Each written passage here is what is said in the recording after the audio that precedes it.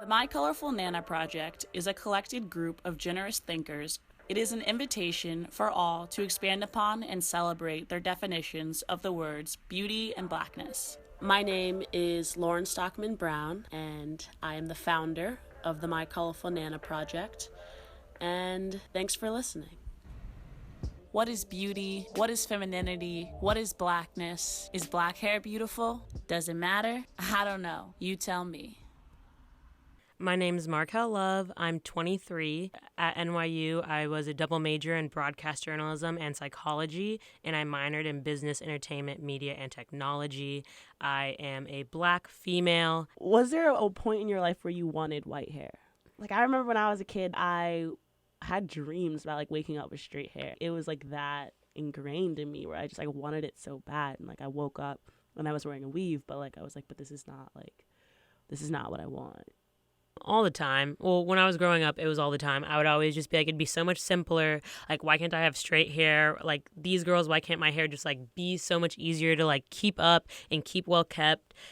What has been your relationship with your hair growing up? Did you have a good relationship with your hair? Yeah, so I think growing up, like when I was more of a child, my relationship was fine. I don't think I really realized it. I think it was as I started to grow older and I started watching more TV, being able to read and like look at movies, magazines, and see all these like beautiful girls in the cover with just like long, gorgeous hair. Just do all this stuff to try to make yourself look good. And then as I got into high school, I started putting extensions inside my hair, but I wasn't good at it.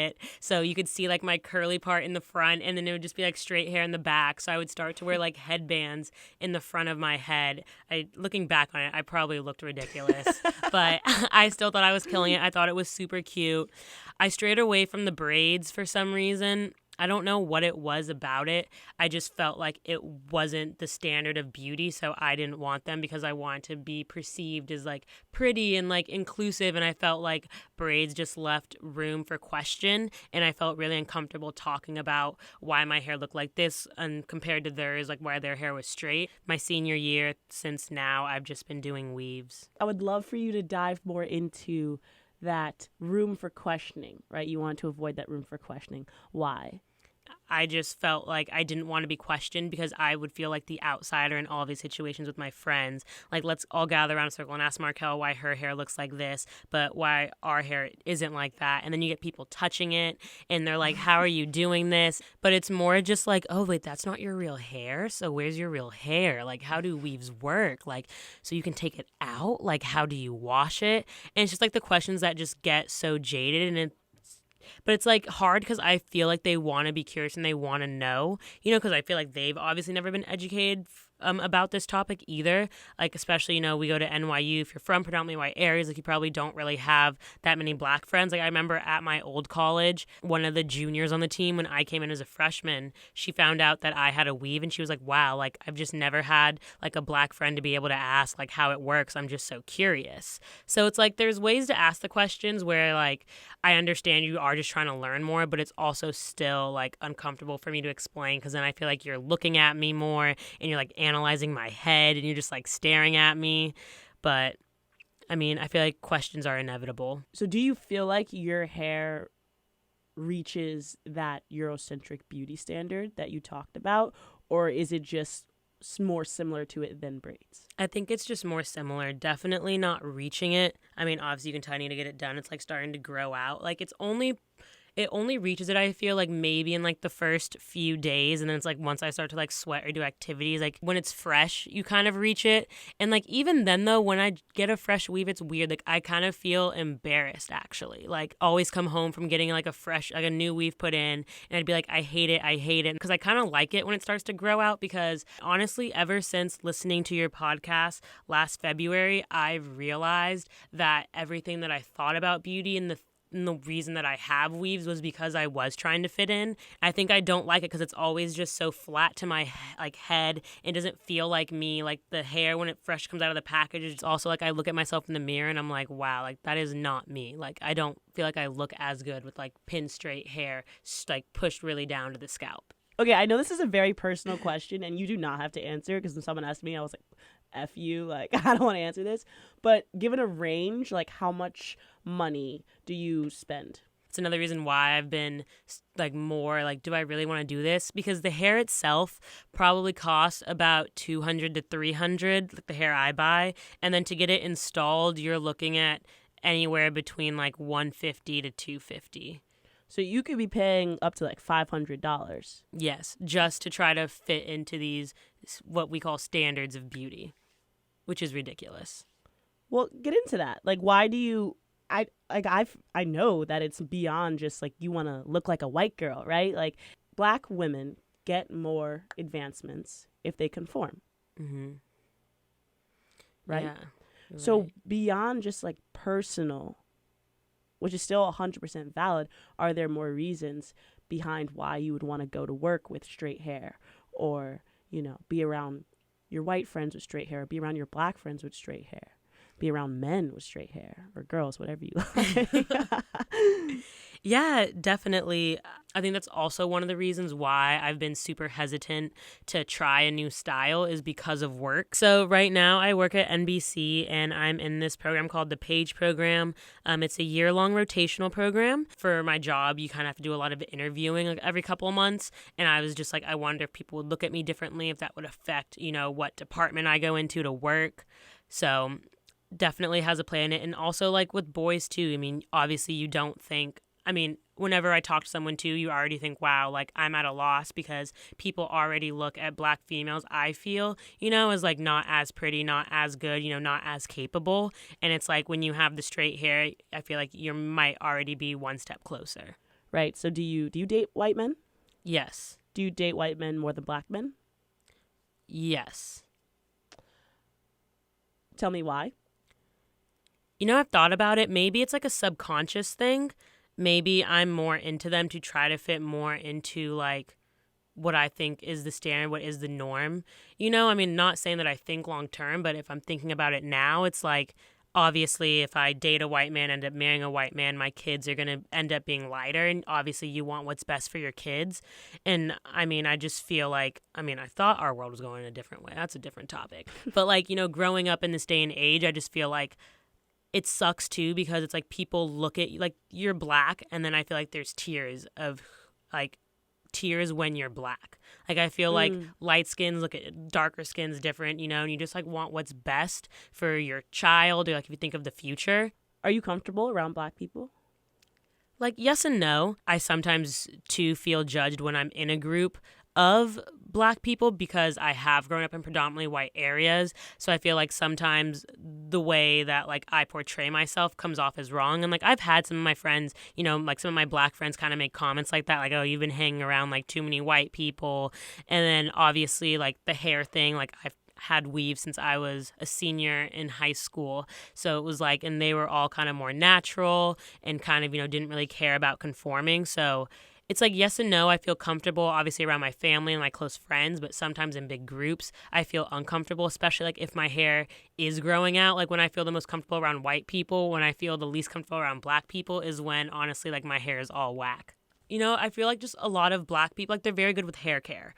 And I feel like I never grew up in a place where like learned how to do my own hair, like figure out how everything looks. So when I'm around other Black people, and obviously you can tell like if my hair, you know, isn't looking the best, like I feel like they're judging me, even though they're probably not. It's like a self-conscious thing that I have. But see, white people just don't understand how this stuff even works. So that's why I'm like, they don't even care, you know? And I feel like they feel like it looks more weird when it's freshly done because obviously I don't look like that. See, it's like whenever I want to do something, there's always the one reason why I shouldn't.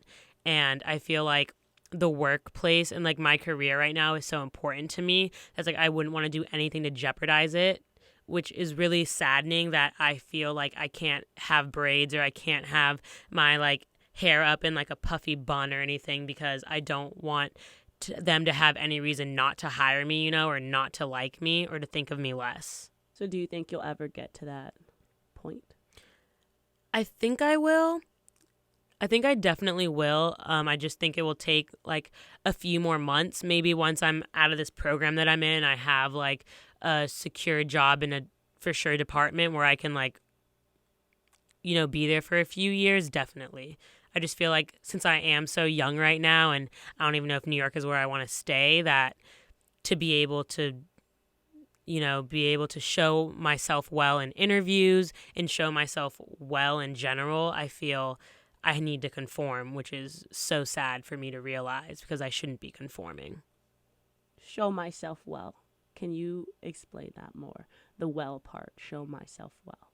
Yeah, I mean, this isn't even talking about the hair. I just feel like whenever someone looks at a black female, they already have an idea of you. Like, I think being a black female, I think it's amazing. Like, I think it shows how strong you are, but it also shows that there's always more that you're going to have to give or that you're going to have to prove just to be able to be on the same playing field as a white woman. And so I just feel like showing myself well would be doing whatever I can to try to be on that same field without, having to do all the extra stuff that my counterpart doesn't have to do because they already conform to everything that, someone thinks that they are. Like, I feel like being a black female, you always have to prove yourself. You're constantly proving yourself.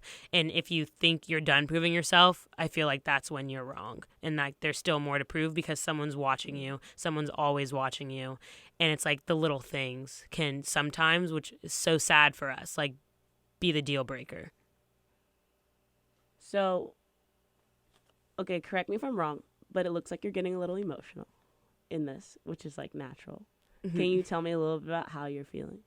I feel like I'm realizing a lot about myself right now, which is sad because I think I'm also realizing a lot about just society and the things that I never really like to talk about. I feel like I'm talking about them openly, like the fact that I feel I always have to give more and that like my counterparts always have to give more too, just to be able to like not even fit in, to be able to even get the same opportunity as other people. I'm having this conversation that I usually only have internally, and it's like, okay, brush it off. Like, maybe it's not actually like what you think it is, but like sitting here and kind of airing out all my thoughts, it's like, no. And like thinking on past instances, it's like, wow, like all this stuff is so prevalent, and it's so sad that, it's 2019 and our society is like this. And like black females still feel, below white females, and there's like signs too that we still are.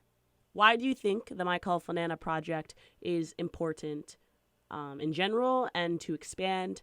I think it's important because growing up, black females never really have this conversation. This is a conversation that they don't have, but you'll see as you grow up and as you buy like Barbies and stuff like that, they're all white. All the hair that you're brushing is not like yours. And I think you don't even realize until you grow older, like this age, you don't realize how much of an impact this has on your life and how it kind of construes the way that you think and the way that you view things. And I just think it's good at a young age, too, to be able to just openly talk about this. And I feel like the more we normalize it, the more people don't have to be ashamed, don't have to cut their hair, don't have to put all these chemicals in their hair that ends up, breaking off their hair because they're trying to fit in with these quote unquote standards of beauty. And so I think this needs to be able to grow so we can help the younger generation, and then that younger generation can then help their younger generation. And you never know, like, what's going to happen. Like, we'll start to feel more comfortable.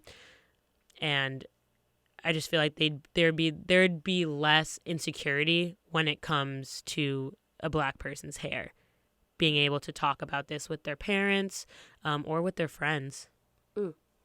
Okay, now my official last one. Okay. One piece of advice for little Marquel, Oh, God. Little Marquel, right? Let's say 13 years old, begging her mom for a perm. We're not saying perms are bad to get. We're not saying they're good to get, whatever makes you feel like you. But what would you tell her? 1, do not pick up the scissors. Terrible idea. Your hair is still uneven from those scissors. You're cool, Marquel. Little Marquel, you're cool. Your hair is cool. You can do things that other people can't, like play around with styles, like you have so much time in your life to get a perm, to get weaves, but like being a kid, putting those cute little beads in your braids and just experimenting with your hair and different hairstyles, it's so fun. And also when you're a kid, that's when you're getting the least judge, so might as well just do it. Thank you all so much for tuning in to the Marquel Love project. We are so grateful to be here with Marquel Love. Thank you for having me. Thank you for letting me open up, share my story, and be one of the thinkers. This really, really got me thinking. So I'm super excited to share this with you all. Thanks for tuning in, and thanks for thinking generously. See you next week.